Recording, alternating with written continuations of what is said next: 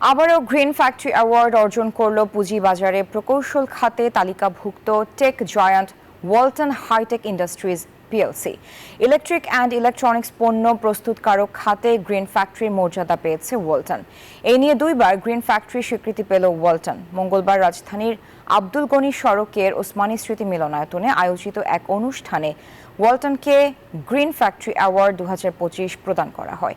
অনুষ্ঠানের প্রধান অতিথি শ্রম ও কর্মসংস্থান মন্ত্রণালয় এবং নৌ পরিবহন মন্ত্রণালয়ের উপদেষ্টা ব্রিগেডিয়ার জেনারেল অবসরপ্রাপ্ত ডক্টর এম শাখাওয়াত হোসেনের কাছ থেকে গ্রিন ফ্যাক্টরি অ্যাওয়ার্ড 2025 এর ক্রেস্ট ও সনদ গ্রহণ করেন ওয়ালটন হাইটেক ইন্ডাস্ট্রিজ পিএলসির additional managing director Mohammad Yusuf Ali.